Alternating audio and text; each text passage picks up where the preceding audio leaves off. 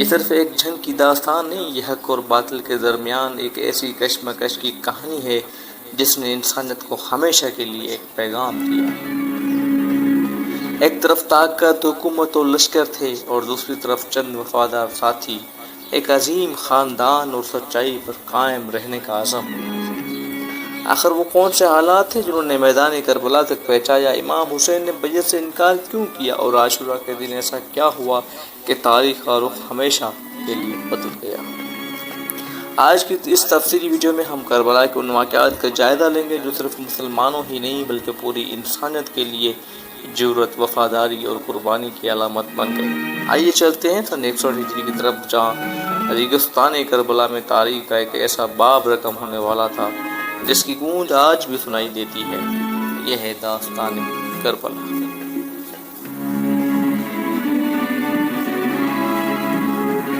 عرب کی سرزمین پر رات آہستہ آہستہ اتر رہی تھی۔ مدینہ کی گلیاں معمول کے مطابق پرسکون تھی، لیکن اقتدار کے عواروں میں ایک ایسی خبر گردش کر رہی تھی جو آنے والے دنوں میں تاریخ کا رخ بدلنے والی تھی۔ اموی سلطنت کے حکمران معاویہ بن ابو سفیان کا انتقال ہو چکا تھا۔ یہ محض ایک حکمران کی موت نہیں تھی، یہ ایک ایسے دور کا اختتام تھا جس کے بعد امت مسلمہ ایک نئے اور مشکل امتحان میں داخل ہونے والی تھی۔ دمشق کے شاہی محل میں ایک نوجوان حکمران تخت پر بیٹھا تھا، اس کا نام یزید تھا۔ سلطنت کی باغ ڈور اب اسی کے ہاتھ میں تھی، لیکن اسے اچھی طرح معلوم تھا کہ صرف تخت پر بیٹھ جانا کافی نہیں، اقتدار کو مضبوط کرنے کے لیے اسے ایسی شخصیات کی بیعت درکار تھی جن کا نام مسلمانوں کے دلوں میں احترام سے لیا جاتا تھا، اور ان تمام ناموں میں سب سے نمایاں نام تھا حسین ابن علی۔ وہ حسین جو رسول خدا صلی اللہ علیہ وآلہ وسلم کے نواسے تھے، وہ حسین جنہیں دیکھ کر لوگوں کو اپنے نبی کی یاد آتی تھی،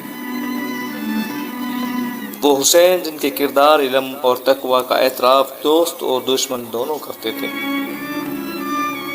یزید جانتا تھا کہ اگر حسین ابن علی اس کی بیعت کر لے تو اس کی حکومت کو ایک بڑی اخلاقی طاقت مل جائے گی، اس لیے دمشق سے مدینہ سے ایک حکم روانہ ہوا۔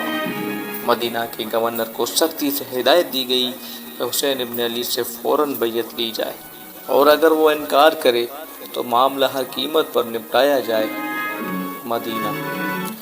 مدینہ جہاں اسلام کی ابتدائی یادیں ہر دیوار سے جھلکتی تھی، اسی شہر میں ایک رات حسین ابن علی کو گورنر کے محل میں بلایا گیا۔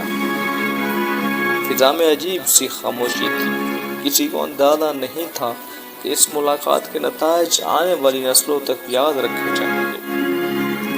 حسین ابن علی اپنے چند ساتھیوں کے ساتھ محل کی طرف روانہ ہوئے۔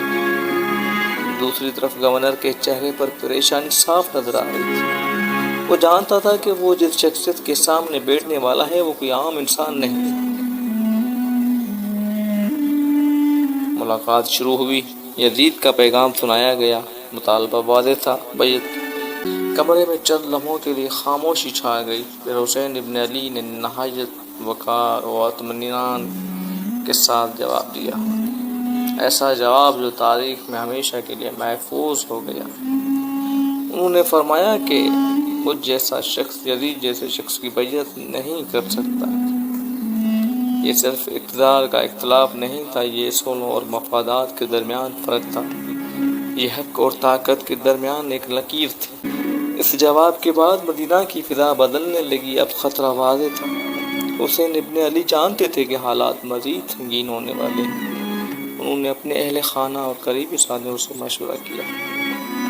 فیصلہ آسان نہیں تھا، یہ ان کا آبائی شہر تھا، یہ وہی مدینہ تھا جہاں ان کے نانا رسول اکرم صلی اللہ علیہ وآلہ وسلم آرام فرما رہے تھے، یہ وہی شہر تھا جہاں ان کے بے شمار یادیں وابستہ تھیں۔